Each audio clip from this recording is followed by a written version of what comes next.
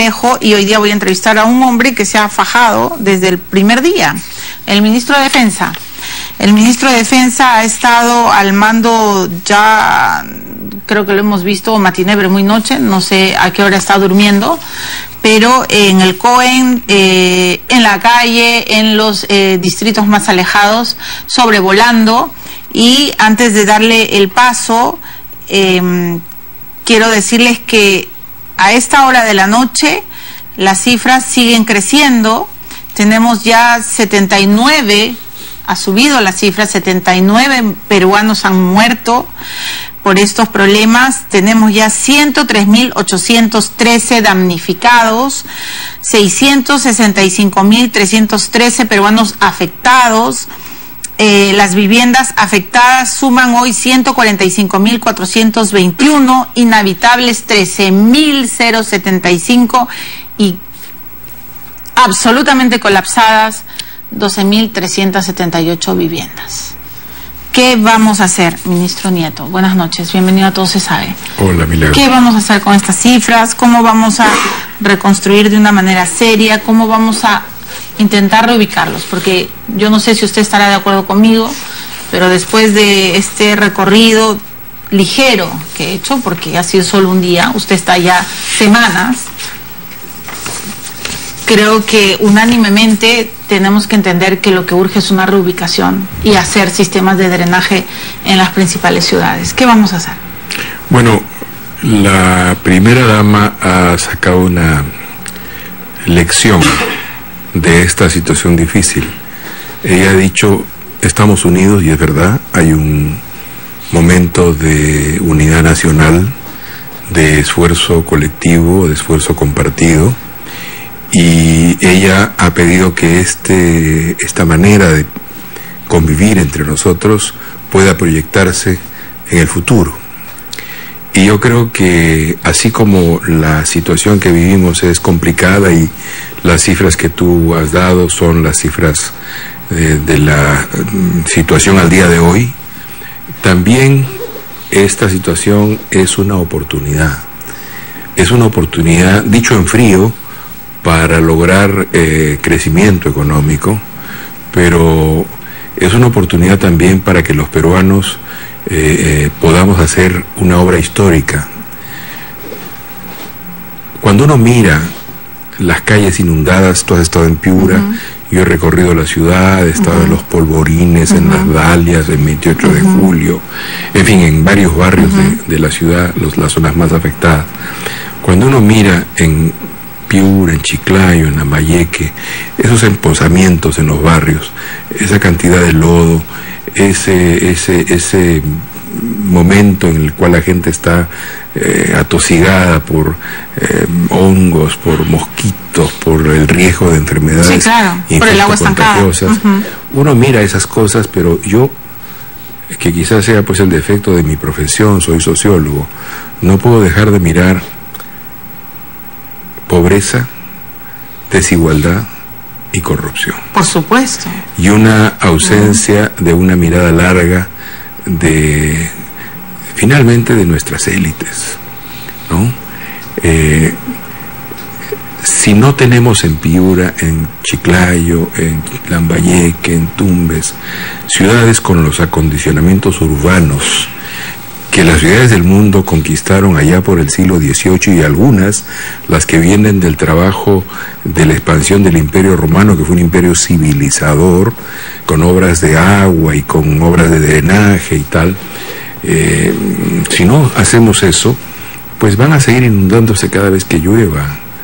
Nuestras ciudades, nuestra gente va a estar condenada a ese infierno mojado perpetuo, y no va a poder hacer como lo hacen los habitantes de otras ciudades del mundo, que después de tener aguaceros tan grandes o más grandes que los que tenemos, pasa la lluvia y la gente sale a los parques a poder oler la tierra húmeda y sentir todavía los ecos de la lluvia, y poder caminar y conversar y convivir.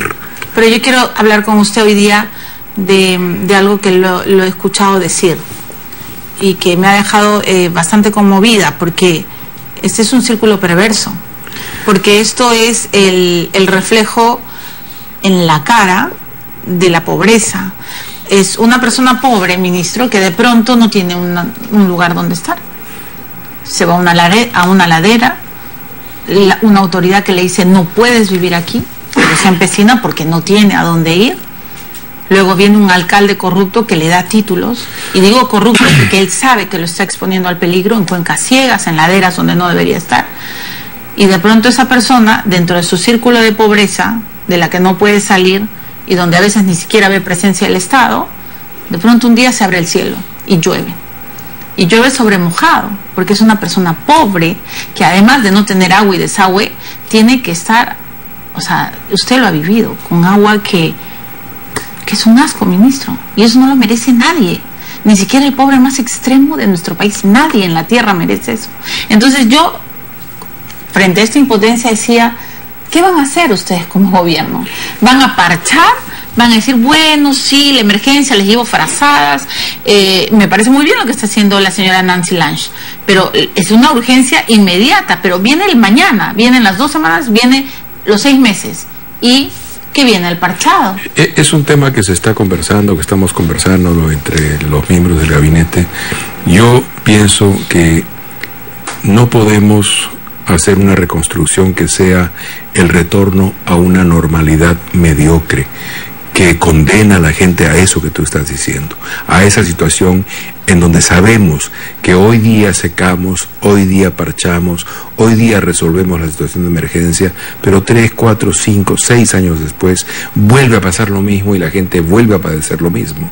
Entonces creo que el tema del drenaje profundo y de otras obras que tienen que ver con el curso del río desde los Andes hasta el mar peruano, que detenga parte de ese río en reservorios en las cuencas altas y en las cuencas medias, y que por tanto vaya haciendo que ese caudal sea cada vez menor, y por tanto tengamos reservorios de aguas que nos sirvan todo el año para todos los usos que le damos al agua, es una obra fundamental. Es decir, es acometer realmente una obra de naturaleza histórica. ¿Acaso exagero? Pero estamos hablando de hacer algo así como el Capac Ñan, transformar y construir una nueva grada civilizatoria para las ciudades del norte del Perú y para todas las ciudades del Perú. El presidente Kuczynski ha dicho que quiere un país moderno. Eso es hacer un país moderno. Exacto. Volver a transformar las condiciones de la vida, someter y dominar a la naturaleza con la obra del ser humano, con la aplicación de la ciencia y de la técnica, en este caso también de la ingeniería, de modo que podamos construir espacios humanos, amables, vivibles. Ok, pero a ver...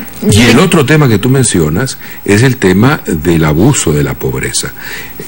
Esto que tú acabas de mencionar, en donde un traficante de terrenos cerca un espacio en la ladera por la que sabe que va a bajar el Huayco, en el lecho de un río, acorte el río para poder construir y pender esos espacios, y la gente más pobre pues tiene que vivir en algún lado y no le alcanza sino para vivir allí, y en su desesperación va a esas zonas, y finalmente, como tú dices, autoridades venales que convalidan esa situación cuando saben que está prohibido, que no se debe hacer, y por tanto condenamos a nuestros ciudadanos más pobres a padecer algo así como ese mito, ese viejo mito griego de aquel persona que lleva una carga y la sube en la montaña y finalmente regresa y vuelve nuevamente así, y permanentemente está en este movimiento de ir, levantar, caer. Y estamos condenando a la gente a eso, porque con mucho esfuerzo esa gente construye, con mucho esfuerzo, con muchas horas de trabajo, porque son gente muy trabajadora, construye un pequeño capital para salir de la pobreza. Y cada 7, 8 años viene el Huayco, viene el río y se lo lleva, y vuelven a empezar, porque hay una enorme voluntad de construir. Pero vuelven a empezar porque no tienen la oportunidad también de la reubicación. Por supuesto. Y entonces aquí yo le quiero hacer la pregunta a usted, es el ministro de Defensa, no sé quién va a ser el SAR anticorrupción, no lo sé, ¿será usted? ¿Será Martín Vizcarra? Después voy a preguntarle por su opinión política, pero el punto es clave, porque yo estaba recordando, usted sabe que yo soy provinciana. ¿Como yo? Ok, vamos a hablar entre dos provincianos entonces. Cuando vivimos el terrorismo, y me acuerdo clarito que en Huancayo vivíamos bombas y veíamos, ¿no?, lo que todos sabemos, en Lima no se enteraban, ¿no es cierto? Lima se enteró cuando la reventó Tarata y fue, a Dios gracias, y no digo, y quiero que lo entiendan bien, o sea, a Dios gracias todo el Perú despertó, fue trágico, demasiado trágico lo que pasó en Tarata, nunca debió suceder, pero fue como la real cachetada a la gente que había visto que los campesinos que se mueren allá en el Ande son simplemente números. Hoy día, ministro, la situación de Piura está hace más de 2 meses. La situación que se vive en una de las zonas más golpeadas, en Saña, donde no hay ingresos, Chulucanas, bueno, no le voy a contar a usted porque usted sabe todo, está hace más de 2 meses. Pero ¿cuándo hemos reventado todos? Cuando no hay agua en Lima, ¿no es cierto? Y han tenido el descaro y la indecencia de hacer memes y de insultar a la gente de Sedapal, todo lo que hemos visto, porque no tengo agua, porque el limón cuesta 40 soles, mientras hay gente que está hasta acá, hasta aquí literalmente del agua, y que no pueden ni siquiera transitar, y hemos visto cómo han podido rescatar a personas, mujeres embarazadas, a bebitos que si no llegaban morían deshidratados, etcétera. Entonces, ese huaicos, ese lodo, ya llegó a la ciudad. Ya llegó agua, ya llegó a Lima, ya nos afectó a todos, nos reventó. No hemos tenido agua. Bueno, de hecho, literalmente es así, porque cada vez que baja el Huaico remueve lodos y revienta todo. Y la empresa de agua no puede procesar esas aguas con lodos, y entonces no tenemos agua en los servidores de las casas. Literalmente es como tú lo dices, llega finalmente el Huaico y entonces nos quedamos sin agua en la ciudad.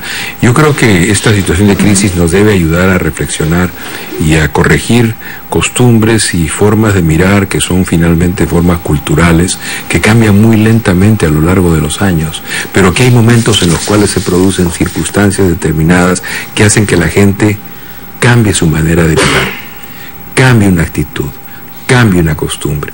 Yo creo que estamos ante un reto de naturaleza histórica.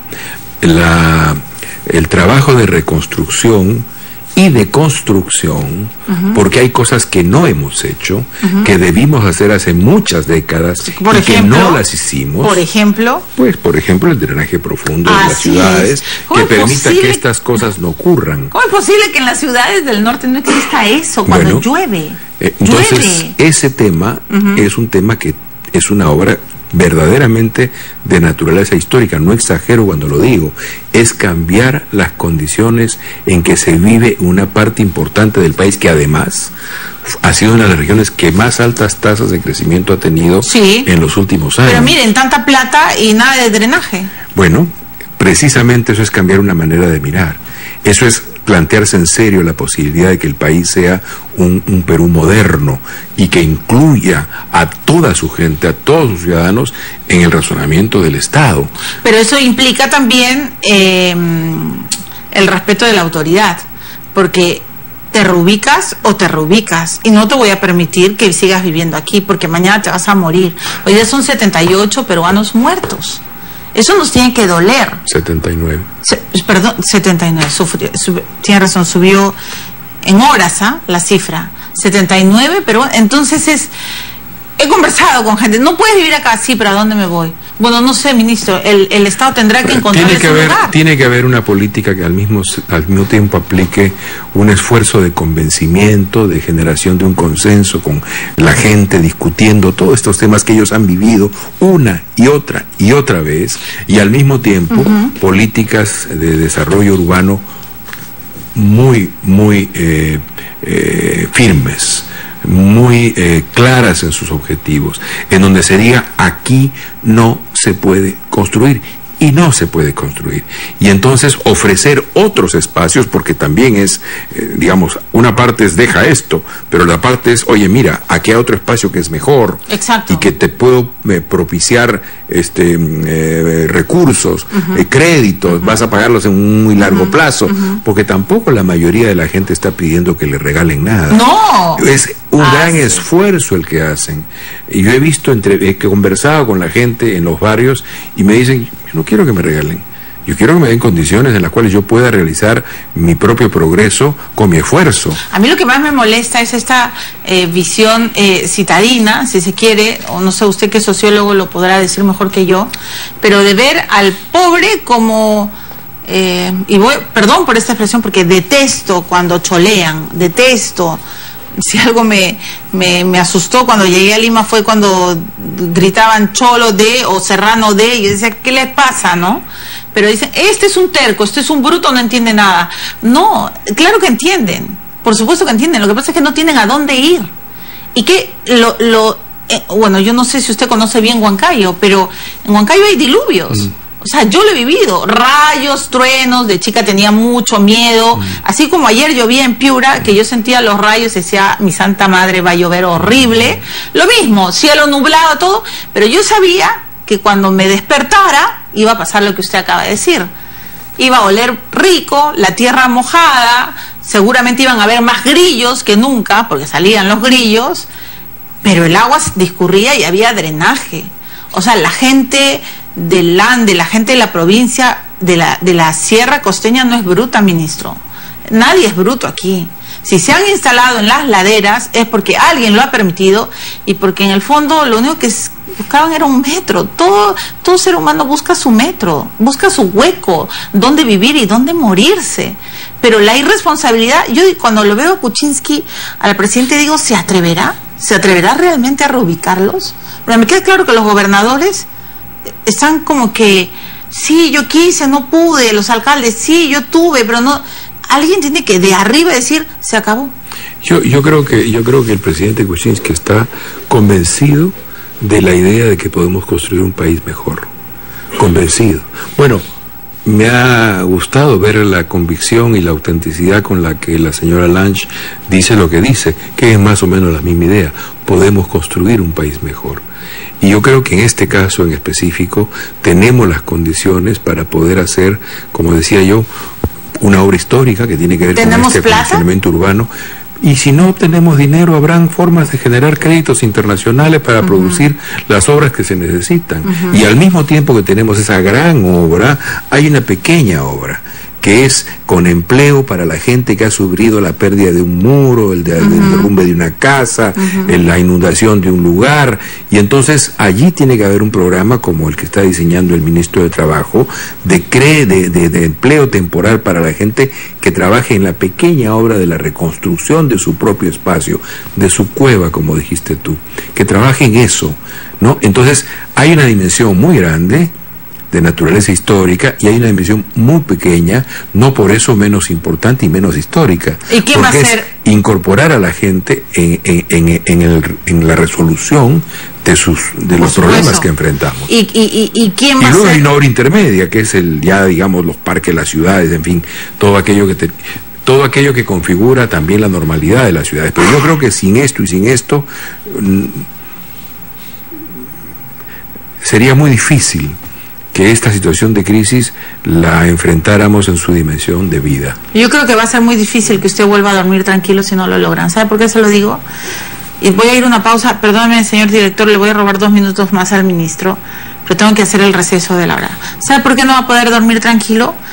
Porque hoy día nosotros los periodistas ya no sabemos qué cubrir. Se lo juro, por Dios, que no sabemos qué cubrir. Chiclayo, ¿a dónde vamos? ¿A Chimbote? ¿A dónde vamos? ¿A Trujillo? ¿A dónde vamos? ¿A Cajamarca, donde acaba de caer ¿a dónde? Todo. Empieza pum, ¿no? Como si fuera, claro, y uno dice, sí, pues, el clima, el calentamiento, pero de pronto te das cuenta que todo estaba mal construido. Y entonces, si ustedes no lo hacen, en serio no van a poder dormir tranquilos, porque esto se va a repetir una y otra vez. Miren, García, Humala, Toledo, ya fueron ya. Yo siempre digo, la historia los juzga. La historia siempre juzga. Pero, ministro, si usted quiere, yo me acuerdo cuando se sentó aquí y me dijo, yo estaba feliz siendo ministro de Cultura. Luego lo he visto en acción como ministro de Defensa y de verdad me saco el sombrero. Realmente se ha convertido en el ministro de Defensa de nuestro país.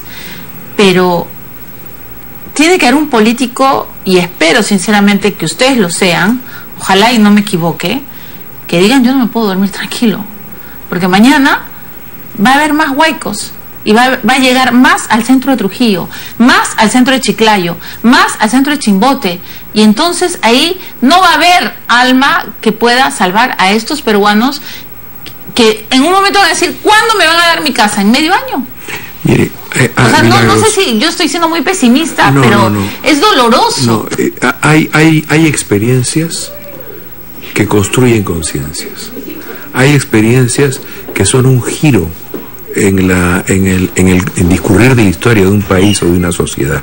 Yo puedo ver al grupo de seres humanos con los cuales comparto el gabinete. Puedo ver a la ministra Pérez Tello en Guarmey, puedo ver a la ministra de Salud en Chimbote, puedo ver a la ministra Joviga en Trujillo, a la ministra Galarza meterse a la sierra de Lima, y estar ahí 6, 7 días atrapada también como los demás ciudadanos de esas zonas de la serranía limeña, y trabajando, y a Bruno Yufra y al ministro de Trabajo y al primer ministro metido tratando de conducir el conjunto del trabajo del gobierno y mirando lo que está pasando, y por supuesto al presidente que está permanentemente siguiendo, controlando, preguntando, dirigiendo. Yo veo un grupo de hombres y mujeres convencidos de lo que quieren hacer, honestos, y creo que con esta experiencia como que siento que el gabinete se ha configurado como un equipo, ¿no?, muy fuerte y muy en contacto con la gente. Ok, voy a ir a la pausa. ¿Quién va a ser el SAR anticorrupción? ¿El señor que tengo al frente o Martín Vizcarra? Porque claro, ahora dicen que la estrategia política es poner a Vizcarra como SAR anticorrupción y que se salve de una futura interpelación y que termine evidentemente dañando la figura de la vicepresidencia. Pero hay voces que dicen que no necesitamos SARes anticorrupción. Después de la pausa, 2 minutos le robo y luego viene el doctor Julio Rodríguez, porque entre otras cosas están pasando cosas muy serias. El fiscal ha pedido que también se le detenga a Elian Carr, por si acaso, y Nadine Heredia quiere que las agendas no valgan. Y hoy día se sentenció a Burgos. No saben todo lo que... Encima hay un huaico judicial. Ya regreso.